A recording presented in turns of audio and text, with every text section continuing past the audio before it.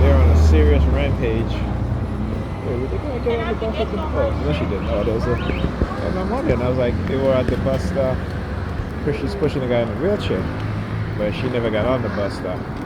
Again, I talk about, the attempt to try to, take away my disability. Like, oh, only people in wheelchair, only people who have, I'm like, well, listen, my injury is so severe that they put me on disability. Okay, and it's getting worse and worse. So I don't pay them any mind anymore. Like I said, they're going. They're just exposing what it is that they're doing. Also, so as I'm getting off the bus, right now, I didn't go to the front of the bus because I saw the woman pushing the guy in the wheelchair. She was standing at the bus. I'm thinking, okay, well, they're going to get on the bus. But I guess they wanted me to take the middle door. There's always some reason to their madness. There's always a reason to their madness. Okay? So as I'm coming off of the bus in the middle door, as a young black female there, she sees me getting off the bus and she's going to attempt to get on the bus. And I had to say, I said, hey, you have to move back, okay? Come on now. But again, that's the whole blocking thing. Right? That's the whole, we block you, we sabotage you. The whole blocking scheme that they use, right? Okay? So, yeah. Don't take off your mask because you're facing me. I guess whoever is in the back of me, you're walking past me, obviously you're taking his mask off. All right? And I guess that's supposed to mean that me being who I am is just enough. No, it's not.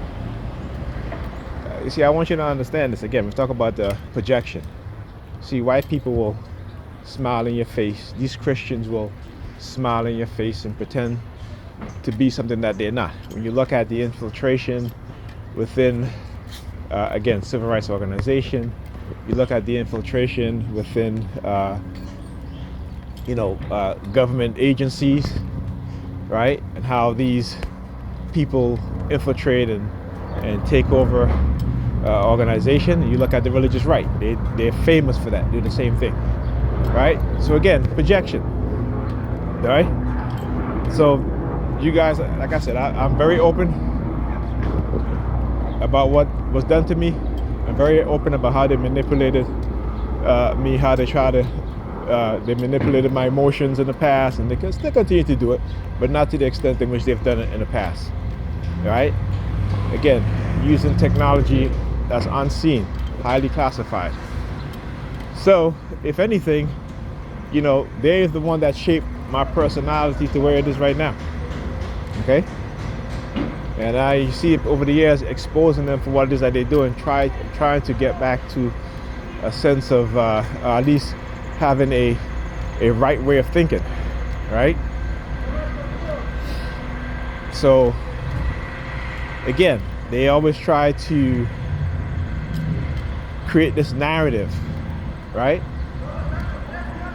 But I'm showing you who they really are. I'm showing you who they really are.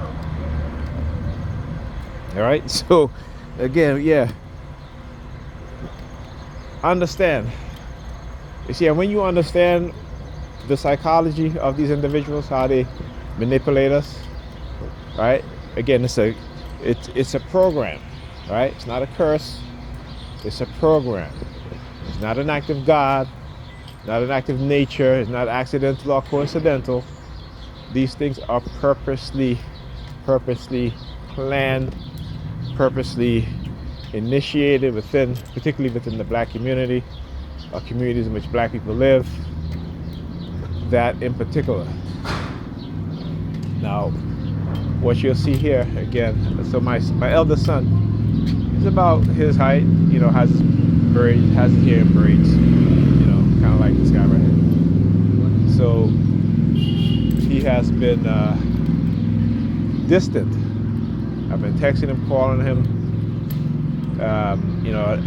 They had a graphics card that was refurbished that he wanted, so I ordered it for him. He was to come pick it up. He texted me about 3 weeks ago saying that he's going to come pick it up. He never did. I've been texting him, calling him. He has not answered me. You know, I had to find out from my sister that, you know,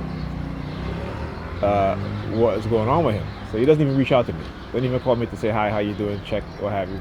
So I'm always calling him, checking on him to see how he's doing. You know, I became so concerned with what Pam had said to me that, you know, that I went, and being that he is a young black man, it's not a young black man, but he's a young black male.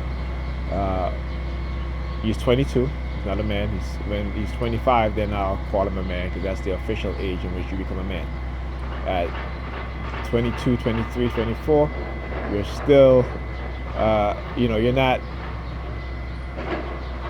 developed mentally, you know, as you should when you turn 25. At that point, you've at least had a few years as a young adult to where, like I said, I'll call you, right? So I had sent him a form for him to print out, that I said to him, if you're dating or what have you, and you're going to have sex with any of these women, you better make sure that they sign this consent form. All right, I said, I know it may seem odd me giving you this, but you know, you got to protect yourself. And I wish I had people around my age who would tell me these things when I was younger. So you see, again, it's not a curse. How you break the programming is that as you get older, if you have kids, if you're around younger people, is to teach them what you weren't taught, that you had to learn. Okay?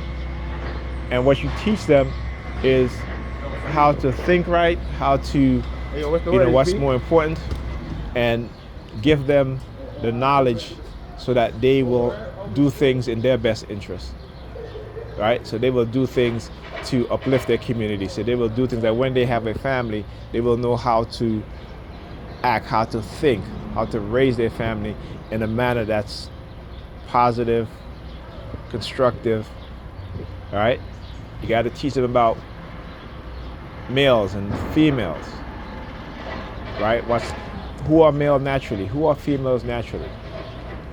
Because particularly in big cities, these liberals and their sick agenda is to cause confusion within the population, particularly within liberal cities, to where you know, you're just confused about who you are. You don't know who you are.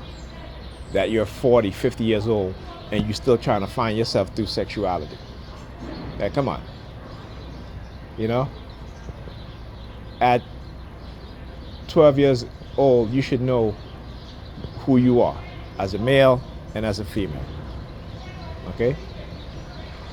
But they're trying to undo the natural order of things to create chaos, because they thrive on chaos. All right? And also, so I'm gonna have to, you know, correct myself on this, but Hispanic males and Hispanic women are the most group of people in America who identify as LGBTQ, followed by black men and black women, then white men and white women.